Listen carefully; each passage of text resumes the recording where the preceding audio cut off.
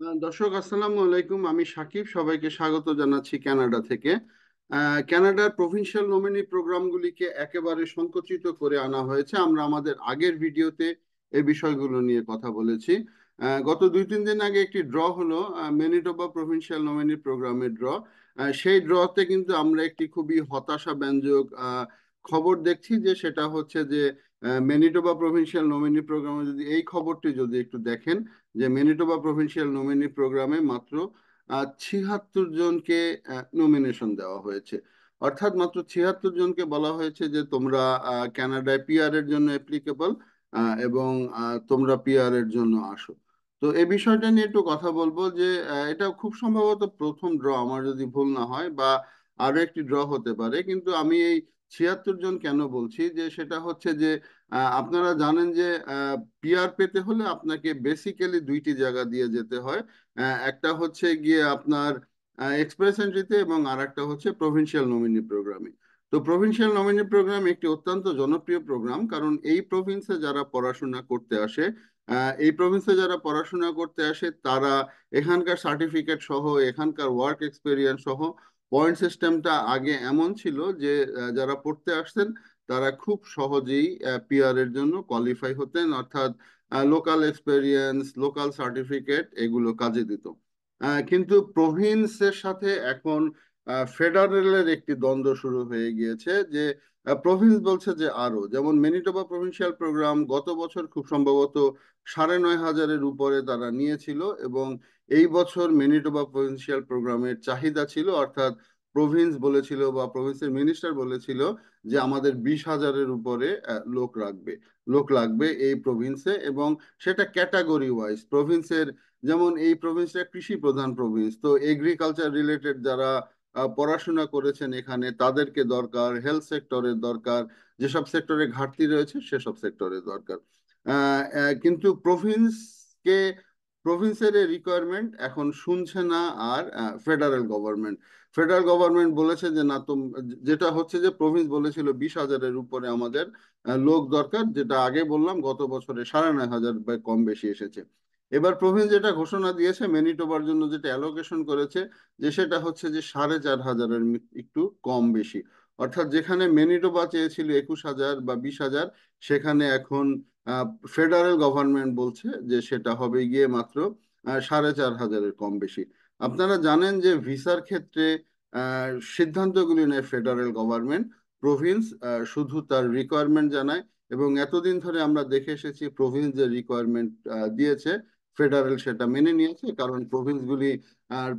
কারণ প্রভিন্সগুলির রিকোয়ারমেন্ট আসে হচ্ছে গিয়ে ফেডারেল গভর্নমেন্টের যে ফেডারেল গভর্নমেন্টের প্রভিন্সগুলির রিকোয়ারমেন্ট আসে হচ্ছে গিয়ে প্রভিন্সগুলির রিকোয়ারমেন্ট আসে ফেডারেল গভর্নমেন্ট যে জিনিসগুলি, প্রভিন্স যে জিনিসটা চায় ফেডারেল গভর্নমেন্ট সেই জিনিসটাই দিয়ে থাকে। তো এবার আসেন একটু অন্য জায়গায়, যে এই দ্বন্দ্বটা কেন প্রভিন্সের সাথে এই দ্বন্দ্বটার মূল কারণটাই হচ্ছে যে ফেডারেল গভর্নমেন্ট এখন চাচ্ছে যে অনেক রিফিউজি রয়েছে, যে সমস্ত রিফিউজিরা বিশেষ করে অন্টারিও প্রভিন্সে এবং কুইবেকে রয়েছে, তাদেরকে ছড়িয়ে দিতে চাচ্ছে।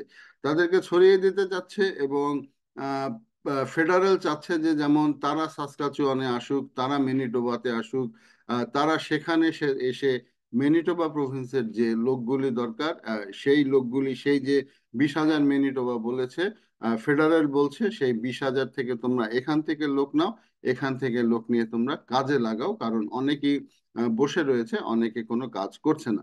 তো এই জায়গাটাই হচ্ছে ফেডারেলের সাথে প্রভিন্সের একটা বিপত্তি।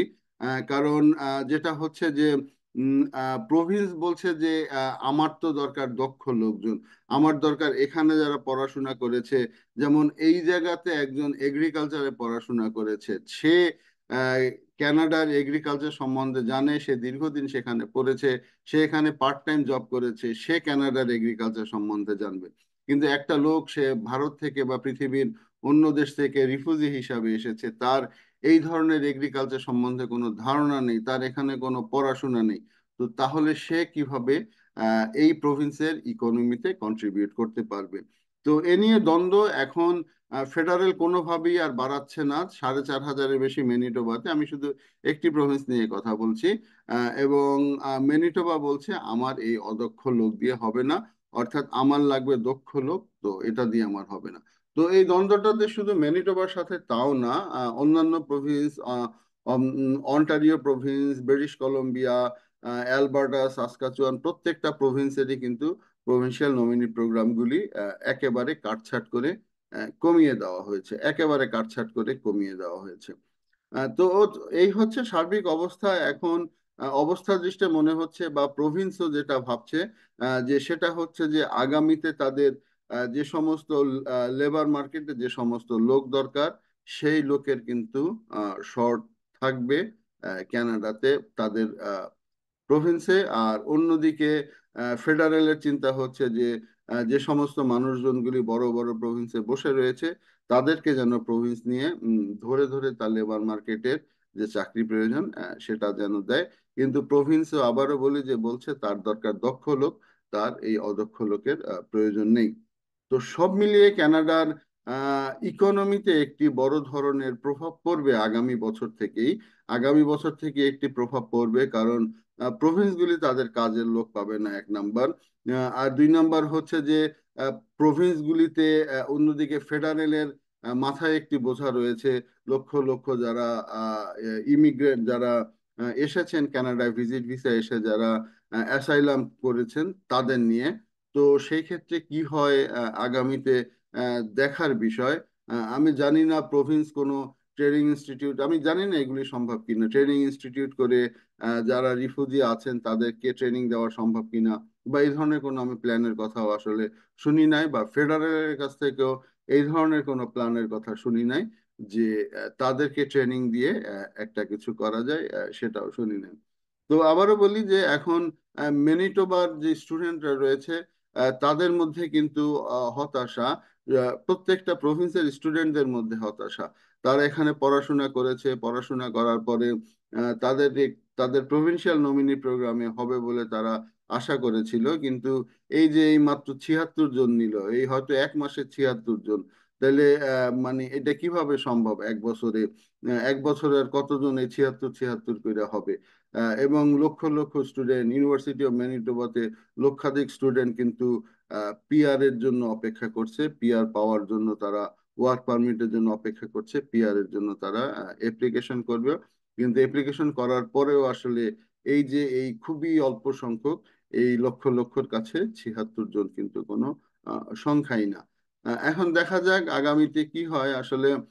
যারা ইন্টারন্যাশনাল স্টুডেন্ট রয়েছে তাদের প্রতি গভর্নমেন্টের অবশ্যই একটি কনসার্ন থাকা উচিত, অবশ্যই একটি কনসার্ন থাকা উচিত। তারা এখানে এসেছে, লক্ষ লক্ষ ডলার খরচ করেছে, এখানে পড়াশোনা করেছে, এখানে চাকরি করেছে, এখানে গভর্নমেন্টকে তারা ট্যাক্স দিয়েছে, কানাডার ইকোনমিকে তারা সমৃদ্ধ করেছে। কিন্তু তারপরে তারা যদি চাকরি না পায়, অন্য কেউ যদি এসে সেই চাকরির দাবি করে, তো সেটা অবশ্যই স্টুডেন্টদের জন্য হতাশাব্যঞ্জক। এবং এর প্রভাব কিন্তু পড়বে ইকোনমিতে, কানাডার ইকোনমিতে প্রভাব পড়বে, এবং অন্যান্য জায়গাতেও কিন্তু প্রভাব পড়বে। তো দর্শক, আমি জানি না কতটুকু বুঝাতে পেরেছি, আমার রেগুলার দর্শক যারা আছেন তারা কতটুকু বুঝেছেন। তবে যেটা হচ্ছে যে এখন প্রভিন্সিয়াল নমিনি প্রোগ্রামের এই হতাশা, এই হতাশা আসলে কারো জন্যই কাম্য না। দর্শক, এতক্ষণ সঙ্গে থাকার জন্য ধন্যবাদ। আসসালামু আলাইকুম।